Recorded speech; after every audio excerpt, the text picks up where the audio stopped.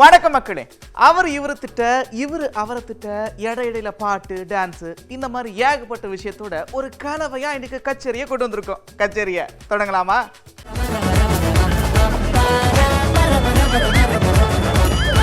வீட்டுக்கு ஒரு பெரிய வாஷிங் மெஷின் வச்சிருக்கா, அந்த வாஷிங் மெஷின்ல உள்ள தூக்கி போட்டுருவாங்க. ராத்திரிக்கு திருட்டு கோழி பிடிக்க வந்த மாதிரி இருட்டுல பயலுக 500 கொடுத்துட்டு இருப்பான்.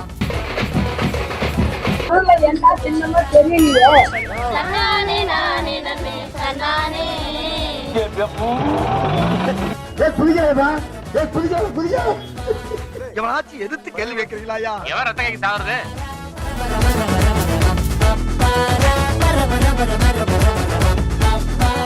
ஆக ஓட்டு கணக்கு போட்டு பொய்களை அள்ளி வீசினா தமிழ்நாட்டு மக்கள் என்ன ஏமாந்துருவாங்களா? இத்தனை நாள் அவர் தான் வடை சுட்டுட்டு இருந்தாருன்னு பார்த்தா இப்ப இவங்களும் வடை சுடுறாங்க அப்படின்னு ஒருத்தர் சொல்லியிருக்காரு.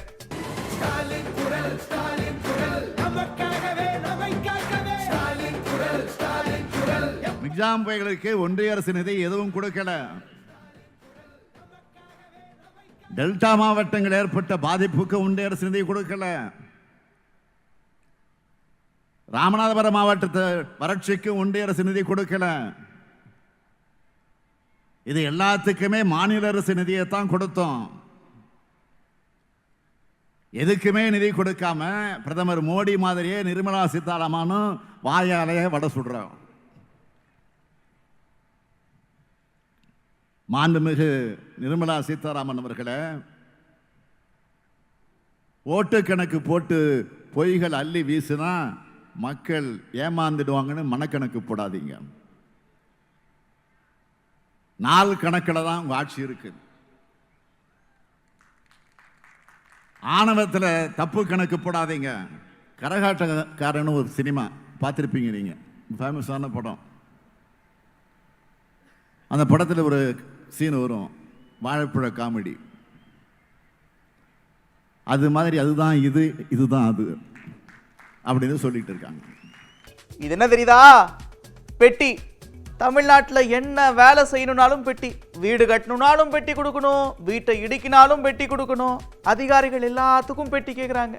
நம்ம மேல பெட்டி கேஸ் வராமல் இருந்தா போதும். ஏன்னா எல்லா துறையிலும் ஊழல், ஊழல் துறையே கிடையாது.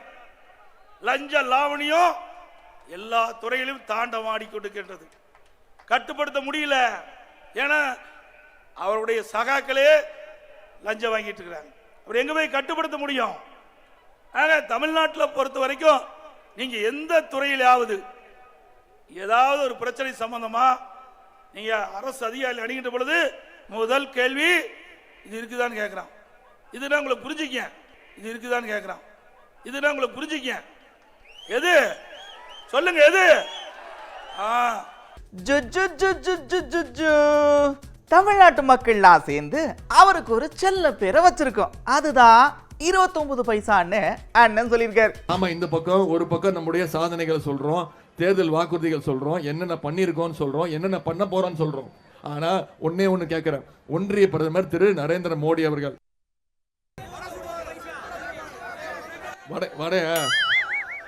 அதாவது நம்ம சொல்லுவோம், பொய் சொல்றவங்கள சொல்லுவோம் நல்லா வடை சுடுறான் அப்படின்னு, சரியா?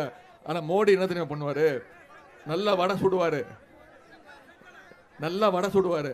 ஆனா அந்த வடையை கூட நமக்கு தர மாட்டாரு, அவரே சாப்பிட்டுருவாரு. அந்த அளவுக்கு ஒரு ஒன்றிய பிரதமர் தான். அவருக்கு பேரை மாத்திட்டேன். அவருக்கு தமிழ்நாட்டு மக்கள் எல்லாம் சேர்ந்து ஒரு செல்ல பேர் வச்சிருக்கிறோம். என்ன பேரு? திரு திரு சத்தமா சொல்லுங்க, ஒன்றிய பிரதமரோட பேர் என்ன? அதாவது தமிழ்நாட்டுக்கு நாங்க நிதி கொடுத்துருக்கோம், அவருக்கு தான் ஒன்றும் தெரிய மாட்டேங்குது. ஆனா என்ன, மாநில அரசுக்கு கொடுக்கல, நேரடியா நாங்களே கொடுத்துட்டோம். ஆமா, உதயநிதி ஸ்டாலினுக்கு அடிப்படை அறிவு கொஞ்சமாச்சு இருந்ததுன்னா, ஒரு அடிப்படை அறிவு இருந்ததுன்னா, ஒரு கையில ஒரு பேப்பரை பேனா வச்சுட்டு உதயநிதி ஸ்டாலின் அடிப்படை அறிவிருந்து கூட்டினா தெரியும். மோடி ஐயாவை பொறுத்தவரை தமிழகத்திற்கு 11 லட்சம் கோடி ரூபாய் நாம் கொடுத்திருக்கின்றோம். 11 லட்சம் கோடி, 11 லட்சம் கோடி. இந்தியாவில் எந்த மாநிலத்திற்கும் இல்லாத மரியாதை இங்கே கொடுத்திருக்கின்றோம். ஆனா எப்படி கொடுத்திருக்கிறது? முக்கால்வாசி பணத்தை நேரடியாக கொடுத்திருக்கும். மாநில அரசு மூலமாக கொடுக்கலீங்க ஐயா. விவரம் தெரியாம இன்னும் சின்ன பிள்ளை கணக்காவே பேசுறாரு. புதுச்சேரியில என்னென்ன திட்டம் இருக்குன்னு முதல்ல தெரிஞ்சுக்கணுமா இல்லையா? அதாவது உரிமை தொகைலாம் நாங்க தமிழ்நாட்டுக்கு முன்னாடில இருந்தே கொடுத்துட்டு இருக்கிறோம். அது தெரியாம இங்க வந்து அவர் பேசிட்டு இருக்கிறார். போங்க. உதயநிதி ஸ்டாலின் வந்து இங்க வந்து பேசும்போது விவரமே இல்லாம பேசுறாரு. என்ன சொல்றாருன்னா, இந்த புதுச்சேரி நாங்க இவருக்கு வந்து ஓட்டு போடுங்க, நீண்ட கால கடனை வந்து நாங்க தள்ளுபடி பண்ணுவோம் அப்படின்றாரு. கடந்த கால திமுக காங்கிரஸ் மத்தியில் ஆட்சியில் இருக்கும்போது 15 வருஷமா ஆட்சியில் இருந்தாங்க. இந்த கடன் அப்பத்துலேருந்தே இருக்குது. ஏன் உதயநிதி ஸ்டாலினோ இல்லை அவங்க அப்பாவோ தள்ளுபடி பண்ணலன்னு எங்களுக்கு எதுவுமே தெரியல. தமிழ்நாட்டில் வந்து இந்த பெண்களுக்கு வந்து 1000 ரூபா பண உதவி கொடுக்குற மாதிரி நாங்கள் புதுச்சேரியில் கொடுப்போம்னு சொல்லிட்டு சொல்றாரு. தமிழ்நாட்டில் கொடுக்கறதுக்கு முன்னாடி இங்கே நாங்கள் 70,000 பேர் கொடுத்துன்னு வரோம். அதே மாதிரி வந்து நாங்கள் வந்து ஜெயிச்சா வந்து இந்த டீசல் மானியம் 500 ரூபா கொடுப்போன்றாரு. இங்கே நாங்கள் 300 ரூபா கொடுத்துன்னு வரோம். சின்ன புள்ள மாதிரி வந்து உதயநிதிக்கு இந்த புதுச்சேரி மாநிலத்தில் என்னென்ன திட்டங்கள் இங்கே இருக்குதுன்னே தெரியல. ஒரே ஒரு செங்கலை காட்டிட்டேன். இதை வந்து எடப்பாடியார் வந்து காலில் ஊந்தாரு, கையில் ஊந்தாரு, அங்கே ஊந்தாரு, இங்கே ஊந்தாரு சொல்கிறேன். நீங்கள் யார் அதை சொல்கிறதுக்கு? நீங்க ஏகப்பட்ட நாடகத்தை பார்த்திருப்பீங்க, நாடக கம்பெனியை கூட பார்த்திருப்பீங்க. ஆனா அது எல்லாத்த விட சிறந்த நாடக கம்பெனி தான் இந்திய தேர்தல் ஆணையம். இந்த தேர்தல் என்ன நேர்மையா நடக்குதுன்னு நினைக்கிறீங்க? அதெல்லாம் ஒண்ணும் இல்ல தம்பி அப்படின்னு ஒருத்தர் சொல்லியிருக்காரு. இது ஒரு நாடு, இந்த தேர்தல்லாம் நேர்மையா நடக்குதுன்னு நீ நினைச்சுக்கிட்டு இருக்க. இந்த ரோட்ல நீ அப்பாவை மருத்துவமனையில் சேர்த்துட்டு டிசார்ஜ் பண்ணி கூட்டி வர்றதுக்கு காசு எடுத்துட்டு போனீங்கன்னு வச்சுக்க, அந்த பிளைன் கார்டுன்னு ஒருத்தர் இருப்பான், குவாடுன்னு, அவன் இந்த பறக்கும் படைன்னு ஒரு பரதேசி படை, அந்த படை என்ன பண்ணுவான், அந்த காசை பறிச்சுக்கிடுவான். நீ மளிகை கடைக்கு சாமான் அவங்க கொண்டு போவ, அந்த காசை பறிச்சுக்கிடுவான். தங்கச்சி கல்யாணம் நகை வாங்கலாம்னு போவ, அந்த காசை பறிச்சுக்கிடுவான். ஆனா தெருவுக்குள்ள 100 கோடியை பதுக்கி வச்சு ராத்திரிக்கு திருட்டு கோழி பிடிக்க வந்த மாதிரி இருட்டில் பயலுக 500 கொடுத்துக்கிட்டு இருப்பான். ராத்திரிக்கு திருட்டு கோழி பிடிக்க வந்த மாதிரி இருட்டில் பயலுக 500 கொடுத்துக்கிட்டு இருப்பான். அதை கண்டுக்க மாட்டான். ஏன்? தெரிஞ்சே விடுவான். ஏன்? இந்த தேர்தல் ஆணையமே தி பெஸ்ட் டிராமா குரூப், சிறந்த நாடக கம்பெனி. இல்லைன்னு சொல்ல ரோட்ல போற அப்பாவி மக்களை மடக்கி பிடிச்சு காசு எடுக்கும். ஆனால் இந்த தொகுதியில் காசு கொடுக்கப்படுவது தெரிஞ்சும் அனுமதிக்கும். எங்க நேர்மை இருக்கு? எங்க நேர்மை இருக்கு? அங்க பாருங்க, பெட்ரோல் போடுறது என்ன, நாத்து நடுறது என்ன, மாங்காய் மாலையை போடுறது என்ன, ஏகப்பட்ட விஷயங்கள் பண்ணியிருக்கிறாங்க. ஒரு எட்டு போய் பார்த்துட்டு வருவா.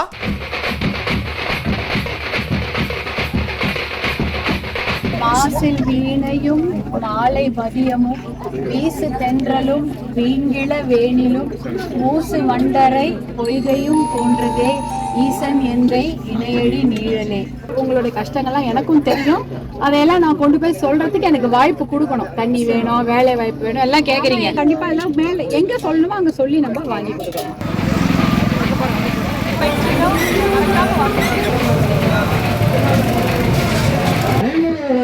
சூழலை விட்டாரு, தேங்காய் உடைக்கிற மாதிரி செதற விட்டாரு. இன்னைக்கு அவருக்கு கிடைச்சது பாருங்க, அவருடைய சின்னம். சின்ன புள்ள நட்டு நட்டு குலுங்குதடி வைர சம்பா, சின்ன புள்ள நட்டு நட்டு குலுங்குதடி வைர சம்பா, தன்னானே நானே நன்னே தன்னானே.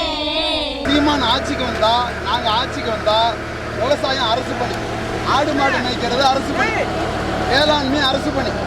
அதனால எங்களுக்கு ஒரு வாய்ப்பு கொடுங்க. மைக்கி சின்னம் சீமானோட கட்சி.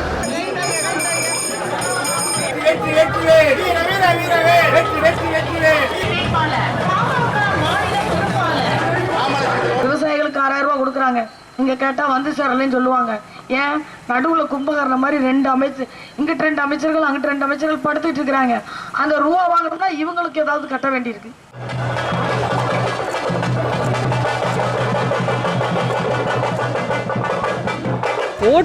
ஓட்டுக்கு கையூட்டுங்கிறது நாம் தமிழர் கட்சியில கிடையவே கிடையாது. அப்ப எதுக்காக வந்திருக்கோம்? நம்ம தூய அரசியல் மக்கள் சேவைக்காக வந்திருக்கிறோம். இப்போ நமது முதல்வர் என்ன சொல்லியிருக்காருன்னா, இந்திய கூட்டணி ஆட்சிக்கு வந்தா சிலிண்டர் வந்து 500 ரூபாய்க்கு கொடுப்பேன் அப்படின்னு சொல்றாரு. உங்களுக்கும் சமூக நீதிக்கும் என்னங்க சம்பந்தம்? நான் தெரியாம தான் கேட்கிறேன். திமுக எதுக்கு சமூக நீதியை பத்தி பேசுது? பாஜக எப்பயாவது சாதிவாரி கணக்கெடுப்பு நடத்த மாட்டோம்னு சொல்லியிருக்காங்களா? சொல்லுங்க.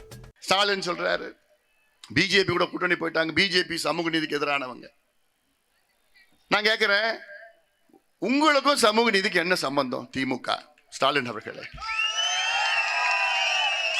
சரி, இன்னைக்கு வரைக்கும் பிஜேபியில் நாங்கள் இந்தியாவில் சாதிவாரி கணக்கெடுப்பு நடத்த மாட்டோம் என்று யாராவது சொல்லியிருக்காங்களா? அதிகாரபூர்வமாக சொல்லியிருக்கிறாங்களா? இல்லையே. உங்களுக்கு தமிழ்நாடு உண்மையிலே திட்டம் வேண்டும் என்றால் உங்களுடைய அணுகுமுறை ஓரளவுக்கு இருக்கணும். போய் பாருங்க, பேசுங்க, கிடைக்கும்.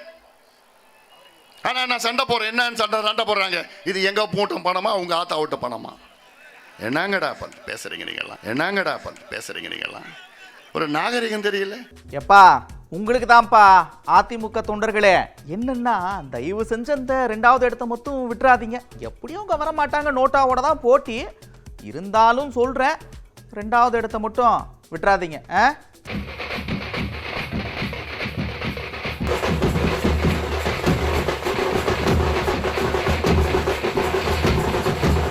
சொல்றேன், இந்த அதிமுக சார்பாக ஒரு ஜனநாயக கடமையை ஆற்றுவதற்காக வாக்கு கேட்டுக் கொண்டிருக்கிற அந்த நண்பர்களுக்கு நான் சொல்றேன், எப்படியாவது தயவு செய்து இந்த பிஜேபி 2வது இடத்துக்கு வர விட்டுறாதீங்க.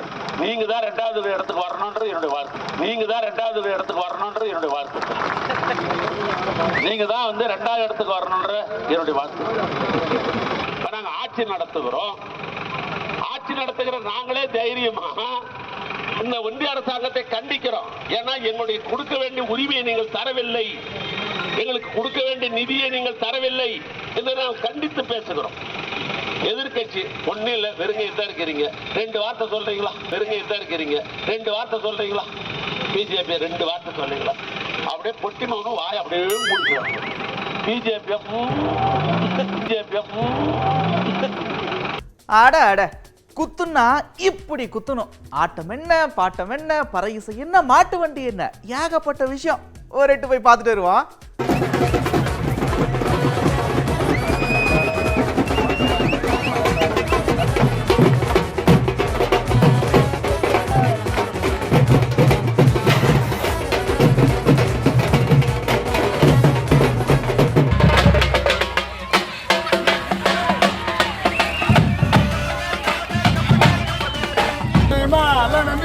ஓட்டு போடுறீங்களா?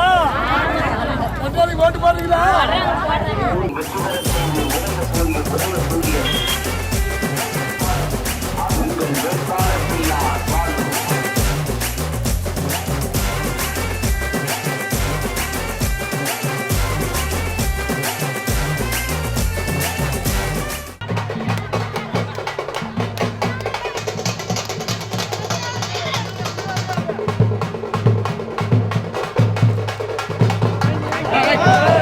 சிங்க மாதிரி இருக்க, நான் வீட்டுல தங்க மாதிரி இருக்கேன். அதே மாதிரி நீங்க வாக்களிச்சீங்கன்னாக்கா உங்களுக்கு தங்க மாதிரி இருப்பேன். எவன் ஒருவன் குடும்பத்தில் தோற்கிறானோ அவன் தான் எம்பி ஆவான்.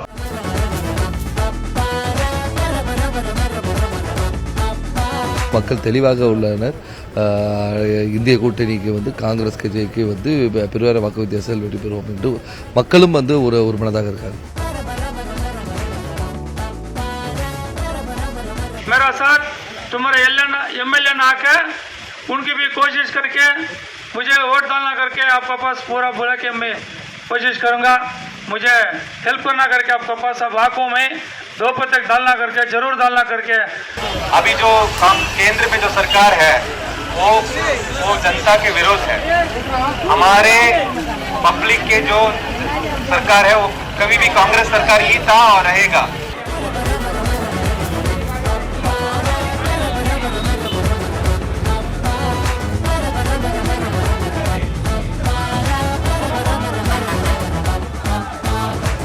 அங்கடா ஒருத்தர் சண்டைக்கு வான்றாரு.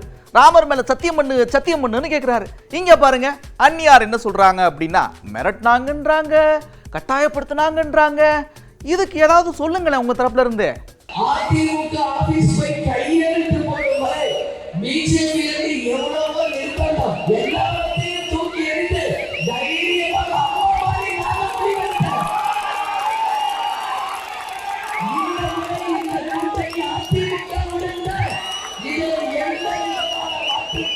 கிடையாது என்று உறுதியாக மக்களுக்காக இந்த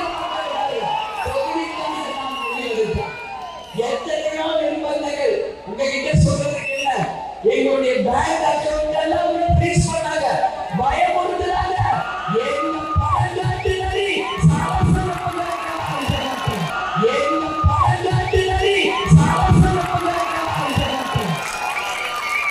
அண்ணங்கிட்ட இருக்கிற திறமையெல்லாம் தெரிஞ்சுக்கிறதுக்காகவே அடிக்கடி தேர்தல்லாம் வந்தா நல்லா இருக்கும். அங்க பாருங்க, சோடா பாட்டில் உடைக்கிறது என்ன, ஏகப்பட்ட விஷயம் பண்றாரு. அதுவும் இல்லாம அவரு மாநில ஓட்டு கேட்டிருக்காரு பாருங்க, பலாப்பழ திட்டத்துக்கு. பாருங்க,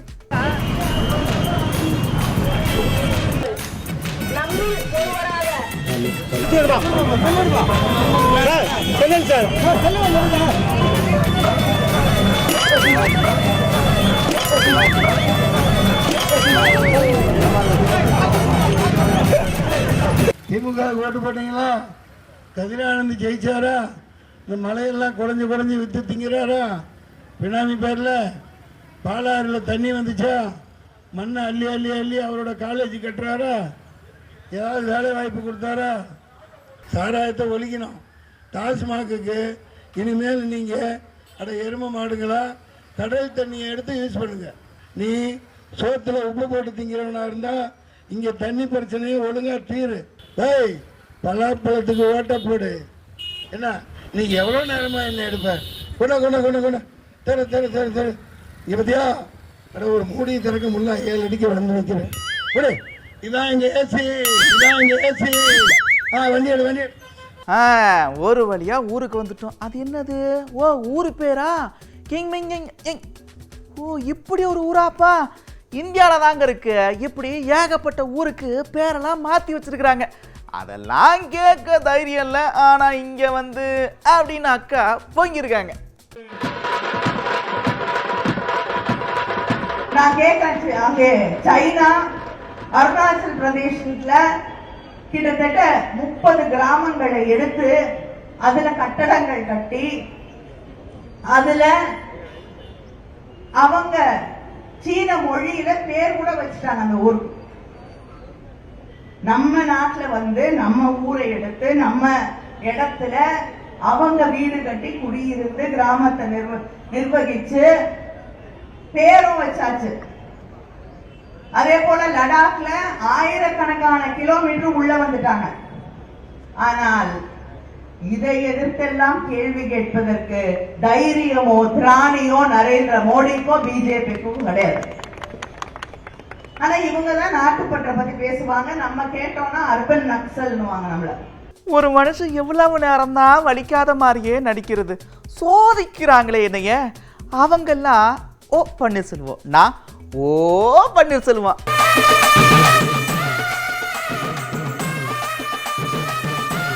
ஏகப்பட்ட பன்னீர்செல்வங்கள் அங்க வந்துட்டாங்க. எத்தனை பன்னீர்செல்வங்க? 6 7 என்னை சேர்த்து 6 தானே? நல்லா தெரிஞ்சு வச்சுக்கீங்க. 6 பன்னீர்செல்வங்கள் 7 தாய்மார்கள் சொன்னது கரெக்டா இருக்கு. 7 பன்னீர்செல்வம் 7 பன்னீர்செல்வங்கள் குழப்பத்தை ஏற்படுத்த வேண்டியது. அது எப்படியோ இன்சிலுவோ அது மாதிரி அவங்க ஓ இன்சில் எடுத்தது. அவங்க வந்து ஓ நான் ஓ, அவங்க வந்து ஓ நான் ஓ. இந்த கச்சத்தீவு விவகாரம் இருக்குல்ல, அது வந்து தமிழ் மாநில காங்கிரஸ் உருவாகிறதுக்கு முன்னாடியே நடந்துருச்சு. அதனால வந்து இது அவங்க மேல இவங்க மேல எல்லாம் கூட சொல்லி ஒன்றும் இல்லை. இது ஒரு வரலாற்று பிழை, அவ்வளவுதான். இது ஒரு வரலாற்று பிழை. வரலாற்றிலே இந்த பிழை இடம்பெற்றிருக்கிறது. அன்றைக்கு காங்கிரஸ் தலைமையிலான அரசு எடுத்த முடிவுக்கு திமுக உடந்தையாக செயல்பட்டது என்பதிலே யாருக்கும் மாற்று கருத்து இருக்க முடியாது. 10 ஆண்டு கால ஆட்சியிலே ஏற்கனவே கச்சத்தீவை மீட்போம் என்று சொல்லிவிட்டு 10 ஆண்டு ஆட்சியை நிறைவு செய்துவிட்டு தேர்தல் நெருங்குகின்ற போது ஏதோ மீனவர்களுக்கு உதவி செய்வது போல, மீனவர்களுக்காக அவர்கள் கரிசனம் காட்டுவது போல ஒரு நாடகத்தை நடத்தி கொண்டிருக்கிறார்கள். இதெல்லாம் மக்களுக்கு தெரியும். பாருங்க, இந்த வைப்ரேஷன் ஒரு குழந்தைய கூட விட்டு வைக்கல.